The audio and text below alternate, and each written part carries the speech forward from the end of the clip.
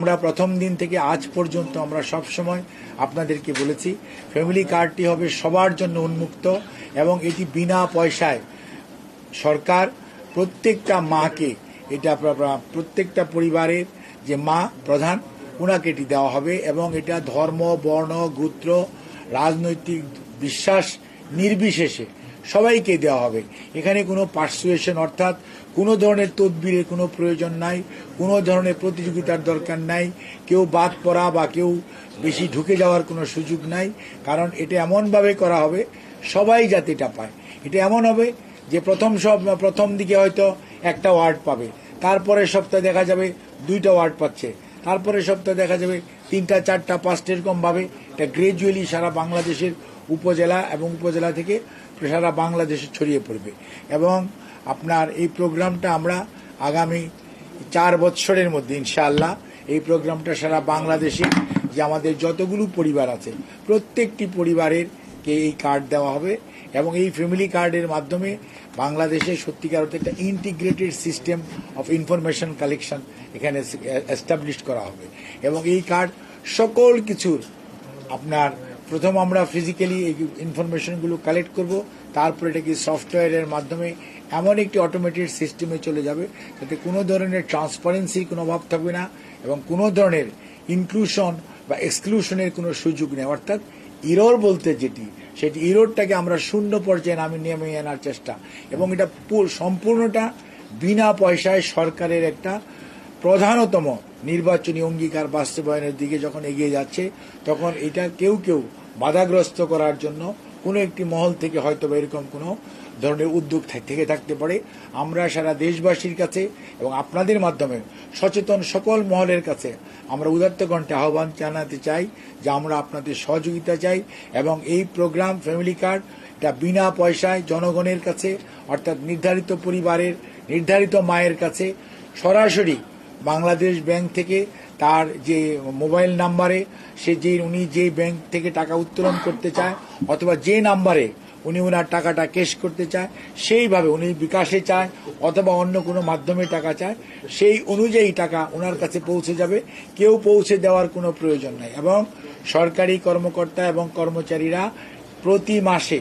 এবং family card যারা সুবিধাভোগী তারা তাদের টাকা পেয়েছে কিনা পাচ্ছে কিনা সঠিক মতো পাচ্ছেন কিনা এটা তদারকি করা হবে। কাজেই এই ব্যাপারে কোনো ধরনের আমি জনগণকে উদাত্ত কণ্ঠে আহ্বান জানাতে চাই, আপনারা কারো দ্বারা প্রতারিত হওয়ার যে অপচেষ্টা শুরু হয়েছে দয়া করে এগুলোর মধ্যে ফাঁদে পা দিবেন না। বরঞ্চ যদি কেউ আপনাদের কাছে কোনো আর্থিক সুবিধা পেতে আপনাদের কাছে এরকম কোনো প্রস্তাব নিয়ে যায়, আমরা মনে করি যেটা আপনাদের নাগরিক দায়িত্ব যে আপনারা সংশ্লিষ্ট আইন শৃঙ্খলা রক্ষাকারী বাহিনী অথবা সরকারি কোনো কর্মকর্তা কর্মচারী অথবা সংবাদকর্মী কেউ যদি আপনারা খবর দেন তাহলেও এই সমস্ত সরকারের একটি সুন্দর প্রচেষ্টাকে যারা কলঙ্কিত করতে চায় সেই সমস্ত মানুষকে আমরা আপনাদের সবাইকে সাথে নিয়ে আমরা প্রতিরোধ করতে চাই এবং এটিকে একটি সর্বজন গ্রাহ্য এবং সবার কাছে গ্রহণযোগ্য সবচেয়ে ট্রান্সপারেন্ট ওয়ে অফ ডিস্ট্রিবিউশন এর জন্য যে আপনার ফ্যামিলি কার্ড সেটি আমরা ধরে রাখতে চাই। এ ব্যাপারে মাননীয় প্রধানমন্ত্রী দেশবাসীর কাছে আমার মাধ্যমে আমাকে আজকে উনি নির্দেশ দিয়েছেন যে আজকের মধ্যেই যাতে আমরা আপনাদের মাধ্যমে এই খবরটি সারা বাংলাদেশের সকল সরকারি